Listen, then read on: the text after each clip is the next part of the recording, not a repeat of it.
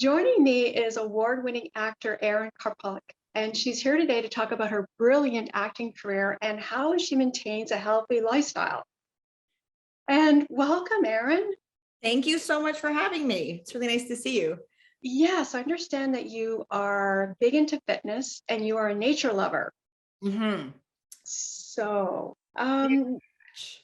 yeah, so does that help with everything that you do in life, from facing obstacles for your successful acting career and in general?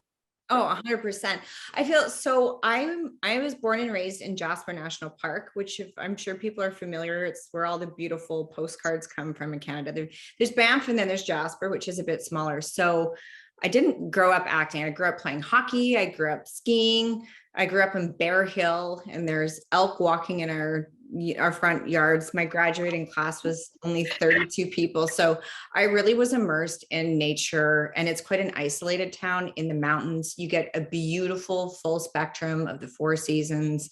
My brother is a professional fishing guide, or he was.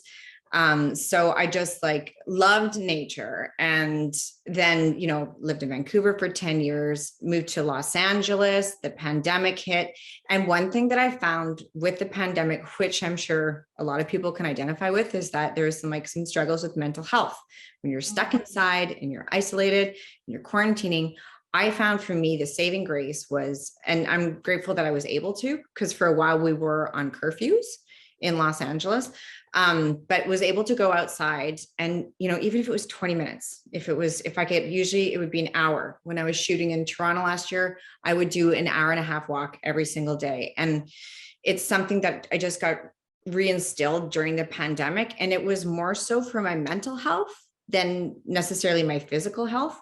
I used to be really into marathons, and I did half Ironman, and I did triathlons, and I was very go with my body. But with the pandemic, even just like walking, and now I love walking every day. And my girlfriends and I have got my troop of girls. We go out, we get our morning vent on and our coffee, and we get fresh air. And I think it's so incredibly important for not only my physical health, but my mental health. And I notice that if I don't get it in, I kind of get grumpy. I get stuck around 4 p.m. And so if I'm feeling stuck, no matter if it's raining out, because I'm in Vancouver now, if it's whatever the weather, I'm like, go outside your front door, walk for 10 minutes in one direction, and then turn around and come back. And I've never regretted it. It's always been like a reset that kind of just breaks up the day, and connect to nature. We live in such a beautiful, beautiful city and country that there's always something you can appreciate, and just getting that fresh air. Anyways, that's a long answer, but for me, yeah, physical for sure, but definitely for my mental health, and it's spiritual. You just connect with all this beauty around you.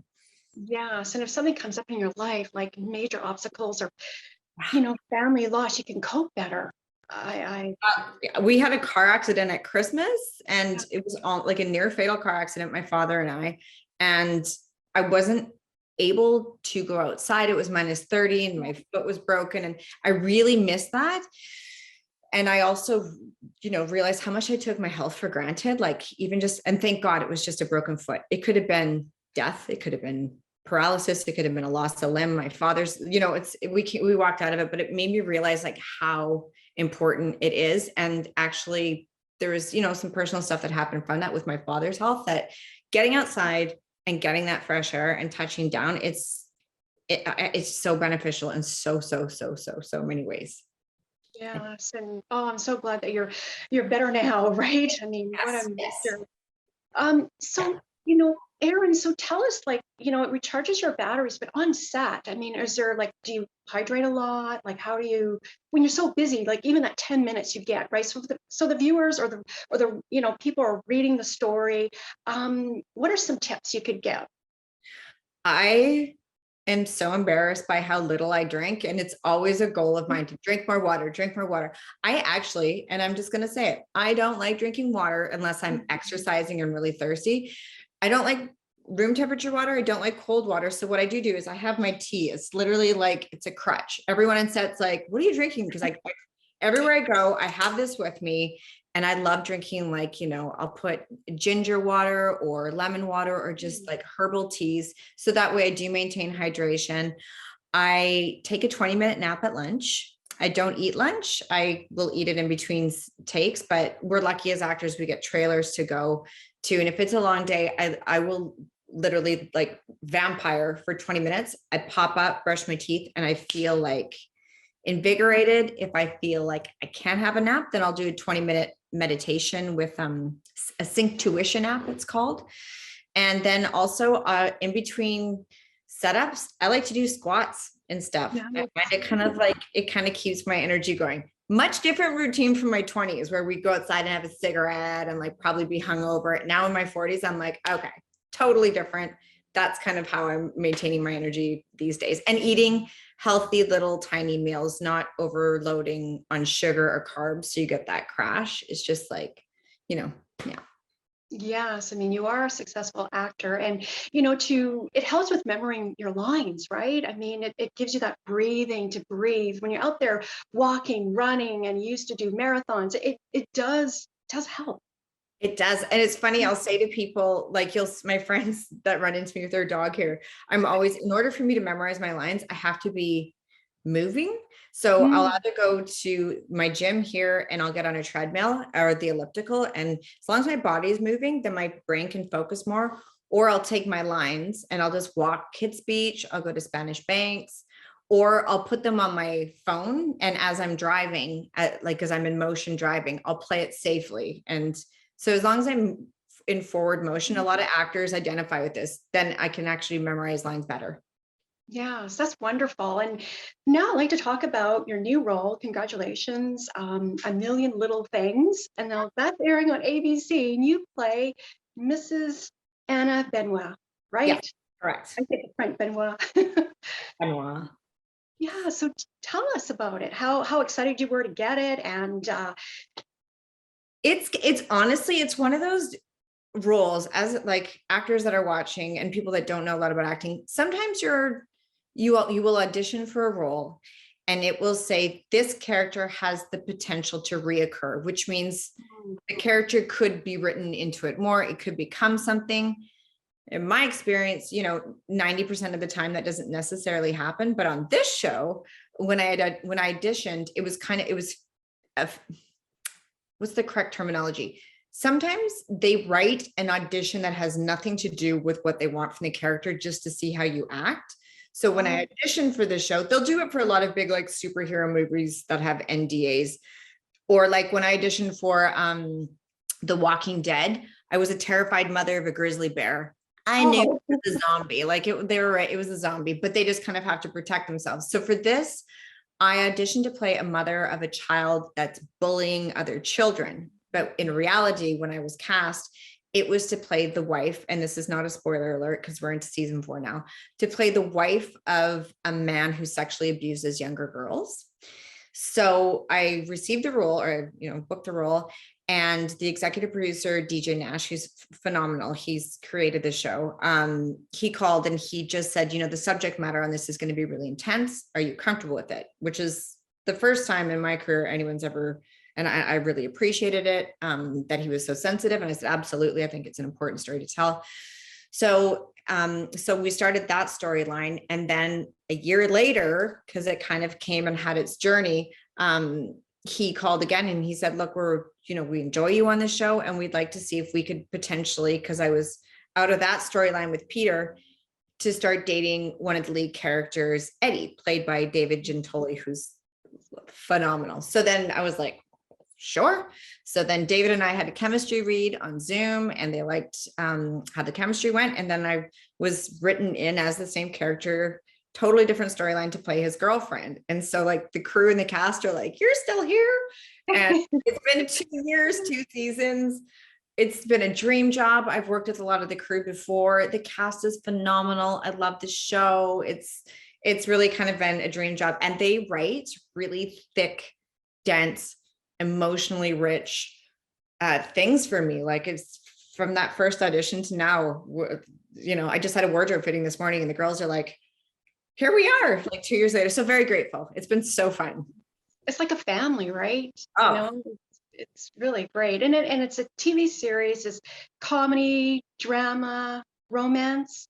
Yes, mostly Mostly drama Yes. and romance with actually there's comedy. Like, I mean, Gary's character is very funny and stuff. Yeah. And I love that actually this season. It seems to be like one episode I'll be like crying and like big themes, addiction, sexual abuse, other, and there's, it's a big cast. So there's, you know, dealing with racism, LGBTQIA, trans things going on. There's, I mean, DJ really loves to put a lot of big issues, social issues that we're going through right now out there, which I love.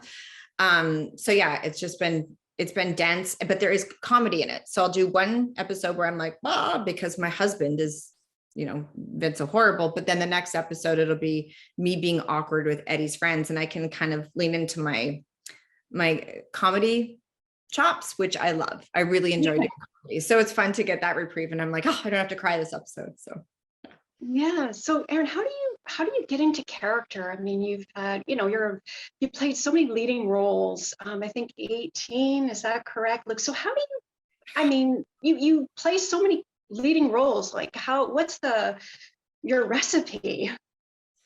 a good question. You know what the funny thing is that everyone, they always say, you know, when you do a lead, they're like, oh, you must be so nervous. That's a lot to take on. And for me, it's the opposite. If I have the lead in a show, I feel so free because it's like I'm driving the ship and everyone is there to support you and I can do whatever I like. I find it a lot harder when like A Million Little Things, it's someone else's show. I'm coming on as a guest. It's like I'm going to someone else's party and I want to be on my best behavior and I want to, you know, so a lot of the leading roles I've gotten are easier and they just kind of,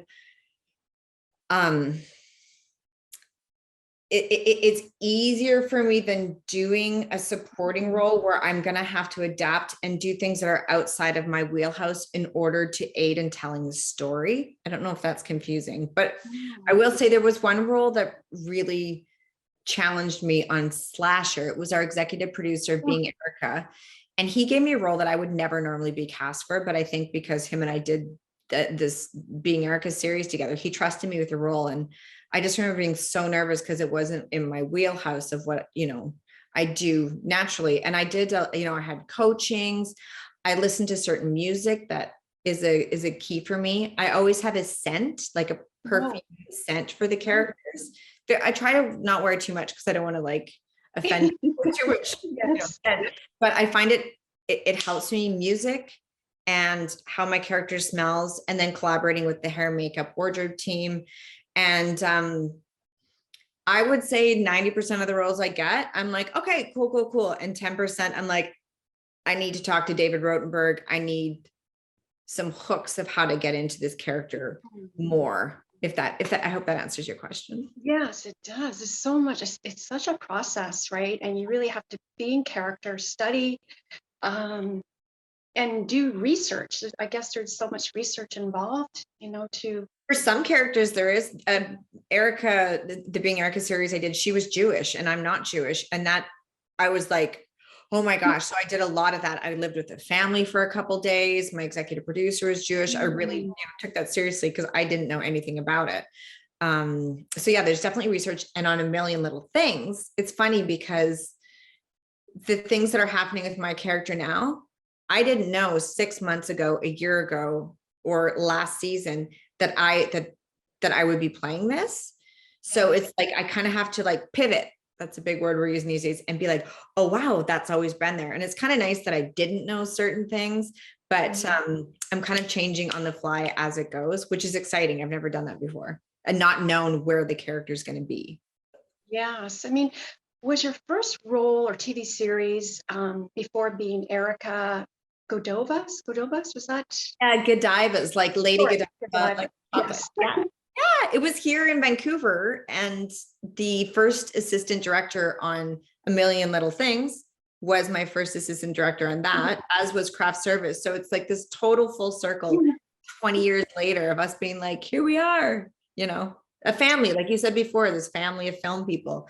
We're like gypsies, a little circus going around. Yeah. So it was good. Yes, I mean, it's wonderful. Like, you know, it's like all, you know, hard work and doing each role so well, like you've done. And so Yeah, and so you're a mentor, like for someone who wants to get into acting or follow into your footsteps. What advice or tips would you give them? Because you've done so many roles, and I mean, you've been on a guest appearance on Debris, Nancy Drew, uh, and so forth. It's a good question. And you know, what's funny is during the pandemic, I probably had 10 calls from people saying, I want to get into acting, and friends of friends that said, you know, my son or daughter would like to get into acting. There was something about the pandemic that made people maybe say like, question what they're doing and be like, what have I always wanted to do? And it, you know, it's something in the arts, something that they wouldn't normally have. I'm not sure what it is, but I had a lot of people reach out. And for me, getting into the industry, I had a lot of people help me, right? So I think that it's kind of like an unwritten rule that if you could help someone, because there's lots of potholes, there's things that you can fall into. There's lots of things I didn't know, and I had to, you know, learn the hard way, that I would love to steer someone into, be like, you know what, don't do those get noticed, get seen, get discovered workshops. It's about hard work. It's about taking really good acting classes. It's about getting an agent. It's about longevity, perseverance, all the rest of it. So my big, if for people just starting off, I would say it is not about fame and money and glamour. It's just not. The majority of time, you're next to a honey wagon and you've got mics taped to your body and you're freezing and you're like, there's a lot of things. It's not glamorous. It's super fun, but, you know, just to give it a go, to stick with it, because there's a lot of rejection, like so much rejection. And so when I was in my 20s, I remember Tara Spencer Naring, who I love. She's an actress. She got a part in Corner Gas that I was up for. And I remember being devastated. And I was like, oh, I didn't get, you know, because you just take it so personally. But had I got Corner Gas, I never would have got Being Erica. And her and I talked about that at the Toronto Film Festival a couple of years later, because she was so happy. It was perfect for her. But then for me, Being Erica was the perfect role for me. So I kind of found solace in the fact that everything works out for a reason. So when the rejection comes, it's because rejection is redirection. It's steering you in a different path. But you never know. Like maybe someone that I auditioned for Corner Gas, 5 years later saw me in something. They're like, oh, she was really good for that. Let's see her for this. So it's just a matter of like staying with it, not taking things personally. You know, it's hard work and it's really fun. And you have to, I find as an actor, you have to be have a lot of strength in your perseverance and communication skills with others, and just, you know, the hours and the rejection, and we don't have a pension, all that stuff. But then also staying very soft and vulnerable and open, and not having resistance to the craft and the work. So you have to keep like really vulnerable and malleable, but also have like a strong edge to you, because there's a lot of different personalities in the business that you have to navigate. So I mean, there's I could talk for hours and hours. There's a lot, but like it's so much fun. But just to stick in it. And if you have a backup plan, if you're like, oh, I might want to be an actor, or I might want to, like, you know, open a restaurant. There's no plan B. I never had a plan B. There was never a question of, I missed weddings. I missed Thanksgivings. I missed if I had a commercial audition, like I made it everything. You really kind of got to go for it. Yes. That's wonderful advice. And thank you. That's good. Yeah, it was great. But I liked it about the other TV series, Holly Hoby. And it's on the Family Channel, and you play Catherine Hobby, right? The mother. Yeah. So that looks fun, you know. I mean, a lot of hard work, but it's super cute. So Holly Hobby, I mean, for people, I feel like our generation it's this iconic doll with the bonnet, usually with like a little puppy wearing paisley patchwork aprons and curly hair. When I was growing up, it was, I think it's owned by Hallmark. And it's a doll. So there was like teacups made of it. And my neighbor had bed sheets and wallpaper. yes. So anyways, so it's like this, everyone's, oh, right, Holly Hobby. So then they got the rights and they developed a series of it. And I went out for Catherine Hobby for the mom. And so I went to Toronto to go do it. And everyone's like, oh my God, you're doing Holly Hobby. Are you playing Holly? And I was like, no, I'm the mom. Like, I'm 40. What are you? So anyway, and to be honest, I'm being honest with you. When I booked the role or when I auditioned for it, it shot in Toronto. I was living in Los Angeles, but I was dating a guy that lived in Toronto. And I was like, I'm going to audition for this because if I get it, it'll shoot in Toronto and I can see my boyfriend. So I ended up getting it. I'm glad I got it. Andrew Rosen and Sarah, these are my producers. Cause that was in 2016, I want to say. And we just wrapped season 5 this last October. So it turned out to be from one audition of me, like, I want to go see my boyfriend in Toronto, to being like a 5-year long show that is, I love it. And I took it also because all my friends, and I have a niece now, they can't watch the shows that I do, like certainly not Godivas. And there's certain content in A Million Little Things it's adult, right? It's not for children. So this show presented itself to me. It was a children's show. I love the character, like I love the iconic Holly Hobby. I loved where it's shot, but also Sarah Galinsky, who worked on Degrassi. She's the showrunner and the creator of it. And the way that she writes is very pro-female. It's a really smart show for young girls. And that's extremely important to me. I really have, I want to put out things that are good for our young girls growing up. Not to say they're not the young boys, but certainly the young girls. And it's so well written. And my character kind of wears the pants in the family, which is nice to see. And anyways, here we are, and dealing with like social media issues and how she handles it. She's kind of a down home girl. In the later seasons, we started dealing with racism and things that are poignant, like as our viewership is growing up with the kids that play the kids. And honestly, it was just like these kids. Like, I think Kate, who played my youngest daughter, she was 9 when we started. And now she's like a preteen, and they're going off, and Ruby, who plays Holly, she's going to be 19, I think. So I actually like watched the children grow up, and I don't have children of my own. So Evan Bueling, who plays my husband, and we're dear friends now, just like having that experience of 5 years, watching these kids grow and develop as artists, as humans, as like these little humans that we love.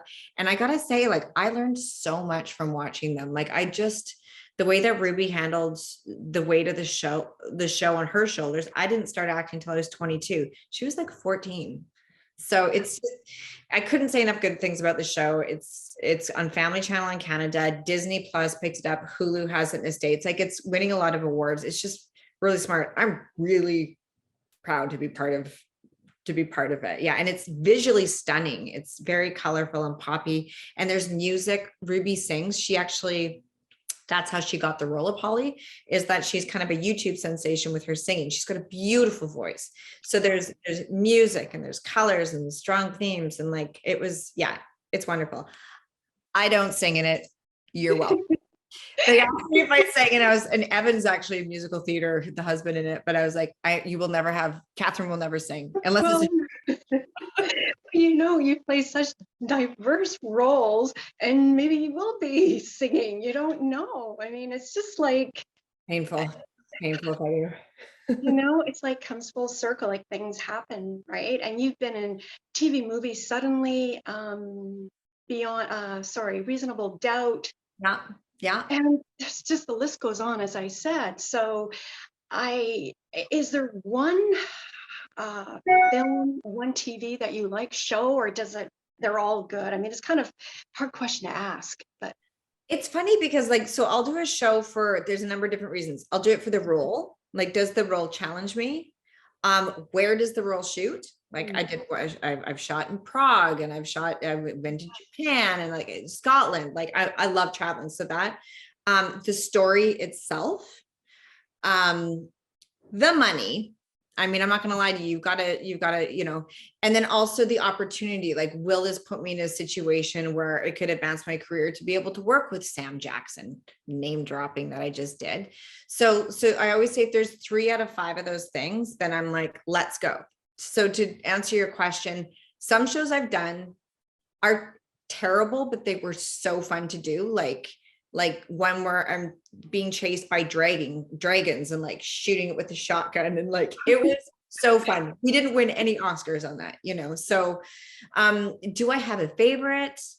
I would say being Erica was very, very special because it was, 5 years of my life. I was in every single scene of it. It was, she got to time travel. It was a huge vehicle for me. It was seen in 180 countries in the world. It was, it was a big thing for me. Like I went on The View and I had this New York press tour. Like it was, and not only that, the crew and the cast, like a lot of the cast that I worked with them that are friends for life. Like it was very special show. So that definitely stands out. But there's not one show I've done where I was like, that, oh, because even if I'm shooting out, in Sudbury, no offense, Sudbury, but there's not a lot there. And it's, a B-rated horror film. I am going to be having fun. There's not a day that goes, and that's kind of cool. Like 20 plus years into it, there's never a day that goes by on set where I don't have one moment of looking around and being like, I can't believe I do this for a living. Like, I can't believe I get paid to do this for a living. Like, it's just like, it's still magic. And David Gentoli from A Million Little Things, he had his own series, Grimm. Him and I were saying that the other day. What were we shooting? Oh, we were shooting out at UBC and the magnolia trees are popping. And like, I can't give away what we were doing, but it was just like this kind of like romantic, fun thing. And the crew was around and people were laughing. And he's like, this is pretty awesome. Like, we get to do this for a living. And I just couldn't agree more. Like, it's the best. Yeah. And you're being present, right? Being present and enjoying every moment. Trying. Yeah. That's what I like about is acting. Because in my personal life, I can get scattered. Like I had a wardrobe fitting today and COVID test and I'm zipping around doing this stuff. And then, but when I'm acting, I'm right there, right? Like I'm really present with that other person. And I mean, it is a form of escape and permission to be someone else. And like you said, I'm grateful that I get cast in a lot of very different roles. Like I've played murderers, I've played like all different kinds of things. So you have permission to go in that mindset and be there. It's really, it's fascinating. It's fun. I don't think I'm always very, like, some things are better than others that I can do, but just getting out there and trying, it's so much fun. It's like adult make believe and I get paid. Come on. Yeah, it's wonderful. Yeah, It's it is. Yeah, Very lucky. Very lucky. Yeah. So can you say what's next for you? Like, can you share? We have, like, right now we're shooting the season finale and I guess can't say that. I cannot say thing, but I'm really excited for the viewers to see where this goes. Like it's very different. And then season 4 and 5 of Holly Hobby are also coming out. So this is very exciting. And then after we wrap next week, I'm actually, just to flip back to where we started, I'm going back to Jasper. Nice. I'm touching down with my family, having Easter, and my foot's healed. So I'm going to do some spring skiing. I'm going to go to Mexico. Because like a lot of people, I haven't had a vacation since the pandemic started. So I'm going to a wedding in Mexico and then going back down to Los Angeles for a bit. So just like some much needed life stuff. Yeah, self-care and friends, family, and travel. And because if you don't, like Tessa, our director right now, she's phenomenal. She said it's interesting, and this is also good for people wanting to start off in acting. You have to go out and like live your life and fill your teacup. And like the kids on the Holly Hobby, because they're going to be huge stars. I did say to them, as their fake mom, I was like, go out and live a life and like don't always work, like, and it's okay if rejection happens, and it's okay to like go out and try different things and travel, do stuff, take courses. And as an actor too, I would always say, like, I've been doing this for 20 plus years. I still take acting classes, just to kind of, not stagnate and keep challenging myself, but like fill your teacup with those other things, with the life things, other hobbies, because you won't have anything to bring to the camera and to your craft if you don't fill your teacup. So like I go back to Jasper at least 3 to 4 times a year, because I go to my favorite lake and I walk around it and I see my family and my niece, and I'm just very quiet and still and meditate and like just fill your cup. fill your cup. Yeah, that's wonderful. Yes. Is there anything else you'd like to add, Erin? I mean, you don't want to ask that because I could just talk for 10,000 hours, but no, I'm really excited for people to see what's going to happen on A Million Little Things. And if you have, young audiences out there between the ages of 9 to 14, Holly Hobby is a wonderful show that is accessible to, and just like it gives really good messages to children right now, like the themes that we delve into. I was very proud of how it was written. So yeah, that's that. Great. And if people want to watch you or follow you, where can they go? I'm loving Instagram because of like nature. So I incorporate myself as an actress, but then also Mm. nature stuff. So I'm just at Erin Karpluk, my full name. And then on Twitter at Erin Karpluk. And I'll do like the different episodes that are coming up from Million Little Things. Like this is where you can watch. And then on Facebook, Erin Karpluk. So standard. Yeah. Thank you very much for being a guest today, Erin, and I really enjoyed it. Thank I you too. so yeah, so it's a wrap, I say, I would call it. So Enjoy the spring, everyone. yes, and enjoy your time. Thanks, Christine. Thank you. You as well. You as well. Okay. Yeah, We'll bye for now. Okay, bye.